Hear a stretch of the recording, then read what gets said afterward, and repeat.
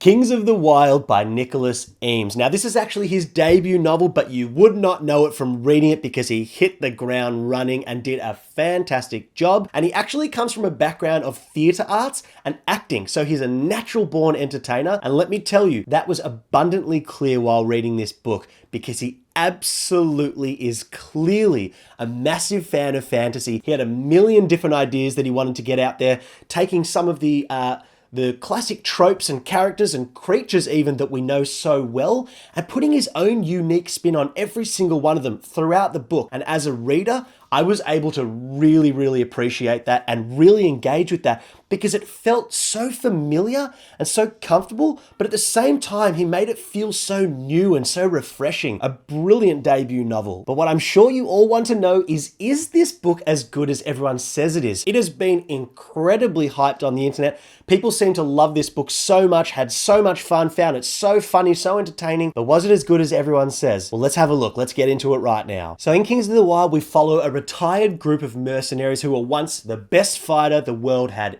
ever seen. Every man and his dog knew about them. There were songs written about them, blah, blah, blah. You've heard it all before. But like I promised, Nicholas Eames puts a spin on everything that we are familiar with. And this was no different. In this story, we're picking up with them decades after their prime, and we're going on a ridiculous, impossible mission with them, following them through monster-infested lands to save one of their daughters who was kidnapped by the big bad, who just so happens to be on the other side of the map. I mean, of course, why wouldn't he just kidnap her and take her to the next town? It's got to be the other side of the map. Otherwise, what kind of book are we going to be reading? And while that may seem like a pretty small twist on a very straightforward storyline, what it allowed the author to do was create this incredible cast of characters around it that he was able to delve so deep into, from these really well-written, morally grey, interesting, and most importantly, memorable characters. And in fact, it really surprised me and impressed me, especially from a debut author, how much he was able to achieve in such a short time with these characters. The banter and the humor was incredible. The relationships were super believable. The relationship dynamics felt very accurate based on what they had been through. And all of them were really relatable and have actually experienced things that a lot of us have experienced ourselves. Things like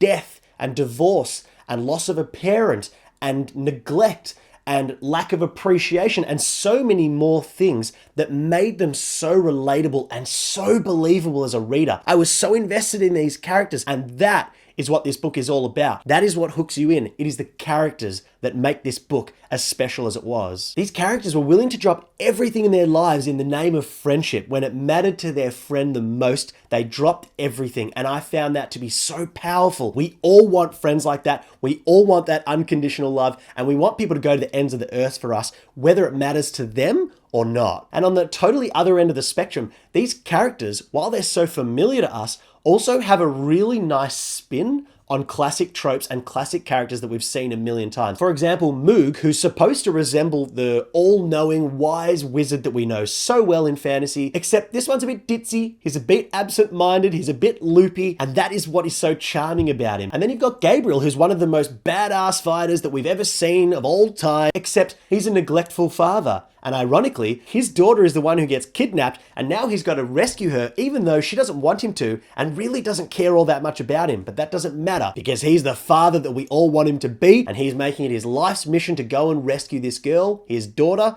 like I said, from the other side of the map. So you can see that this author has taken what we already know, what we're already very familiar with, and put a really nice spin, a nice twist on it to keep it interesting and refreshing for us. And the author was able to create, through some of those dynamics, some really fun, cheeky moments with great banter and great humor.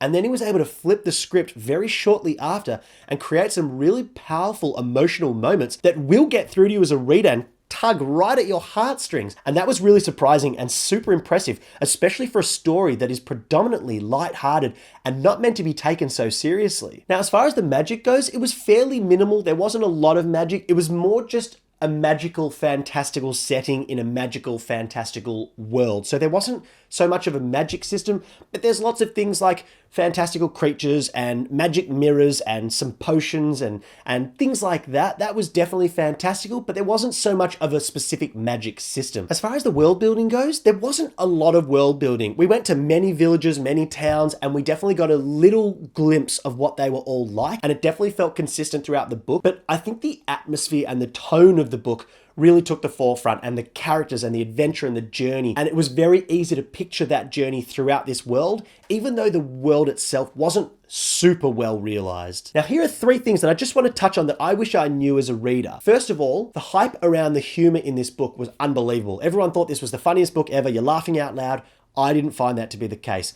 I didn't find myself laughing out loud at all. It was a funny book. It was entertaining. I had a smile on my face the whole way through, but I didn't find myself laughing out loud. There was really clever humor, a lot of witty humor, some dark humor. There were a lot of puns and really clever twists, and that was great, but I didn't laugh out loud. So just be aware of that. Another thing to be aware of is while I was expecting a hardcore, non-stop, fast-paced action book, that was mostly the case, but there was a run-up. The first 100 pages or so was getting to know the band, getting them back together, so it doesn't hit the ground running like I was fully expecting. And the last thing was, one of my hesitations picking up this book was that people were talking about all these rock and roll references, this classic rock references. I'll tell you right now, you do not need to know them. You don't need to pick up on them. You don't need to understand them. It does not change the joy of this book one bit. If you know those references and happen to pick up on them, I think they're nice little Easter eggs, and they're just little bonuses along the way. And it's little things like they call the group of mercenaries a band, and some of the band names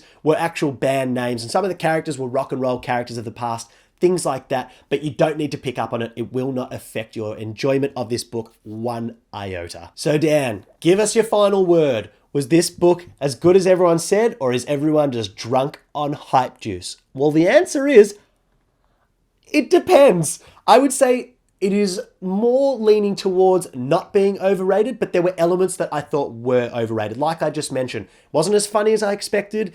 It wasn't quite as fast paced as I expected, but the book was great, and it was great fun, and the appeal of this book is wide. I don't think there would be almost anyone out there who won't enjoy this book. Maybe not to the extent that everyone's talking about it. It wasn't a 5-star book for me, but it was really fun. It was a fun read. It was lighthearted. If you're looking for a deep, heavy fantasy story that's really unique and original, this is not going to be that book. But if you want something that's just a spin on the classics that you already know, that feels familiar, but is also really fun and has a lot of originality in it, then this book is going to be really, really fun for you. And with that being said, that's the end of this review. I hope you enjoyed it. Give it a thumbs up if you did. Subscribe if you haven't already. And I'll catch you next time. See ya!